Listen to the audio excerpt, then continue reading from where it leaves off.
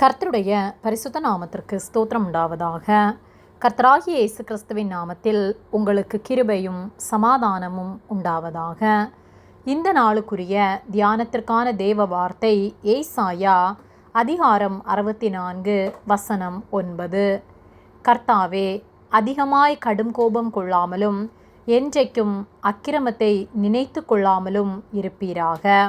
இதோ பாரும், நாங்கள் அனைவரும் உம்முடைய ஜனங்களே. பிரியமானவர்களே, கர்த்தருடைய பிள்ளைகளாகிய நாம் கர்த்தருடைய வார்த்தைகளுக்கு கீழ்ப்படிந்து அவர் சத்தத்திற்கு செவி கொடுத்து அவருக்கு கீழ்ப்படிந்து வாழ வேண்டும். கர்த்தருக்கு கீழ்ப்படியாமை நம்முடைய வாழ்வில் அழிவை கொண்டு வரும். கர்த்தருடைய வார்த்தைகளை கை கொள்ளாமல் நாம் வாழும்போது நாம் பாவத்திற்கு அடிமையாகிறோம்.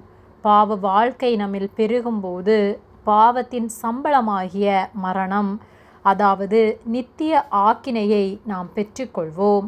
ஆகவே தான் நம்மை அந்த நித்திய ஆக்கினையாகிய இரண்டாம் மரணத்திலிருந்து நம்மை விடுவிக்கும்படியாக கர்த்தர் இந்த உலகத்தில் மனிதனாக வந்து நமக்காக தம்முடைய விலையேற பெற்ற இரத்தத்தை சிந்தினார்.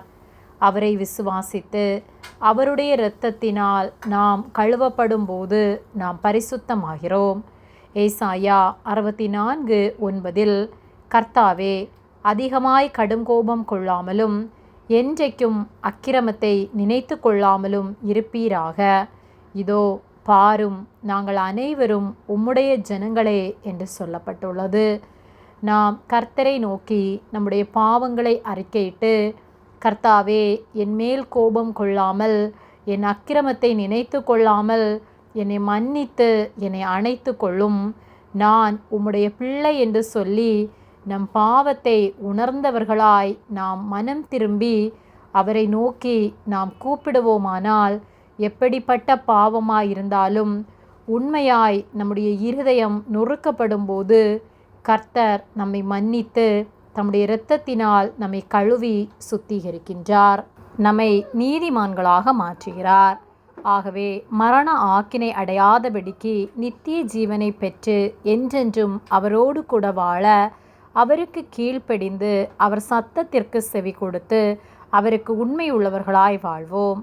ஆகவே நம்முடைய பாவங்களை அறிக்கை செய்து கர்த்தரிடம் திரும்புவோம். நாம் அவரிடம் திரும்புவோமானால் அவர் நம்மை சேர்த்தணைத்து கொள்வார்.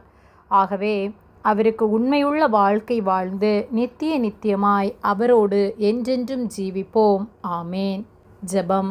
எங்களை அதிகமாக நேசித்து வழிநடத்தி வருகிற எங்கள் அன்பின் பரிசுத்த பிதாவே, இந்த நாளையும் நாங்கள் காணும்படியாக நீர் எங்களுக்கு ஜீவனை தந்து தயவு பாராட்டி எங்களை பாதுகாத்து பராமரிக்கிற உம்முடைய அன்பிற்காக நாங்கள் உமக்கு நன்றி செலுத்துகின்றோம். நாங்கள் தியானித்த வார்த்தையின்படியே எங்கள் பாவங்களை அறிக்கை செய்து உம்மிடமாய் திரும்பத்தக்கதாய் நீதியுள்ள வாழ்க்கை வாழ எங்களுக்கு உதவி செய்யும்படியாய் ஜெபிக்கின்றோம். நீர் எங்களோடு கூட இருந்து எங்களை காத்து கொள்ளும்படியாய் ஜெபிக்கின்றோம். இயேசுவின் நாமத்தில் ஜெபிக்கின்றோம் பிதாவே. ஆமேன். கர்த்தர் உங்களை ஆசீர்வதிப்பாராக.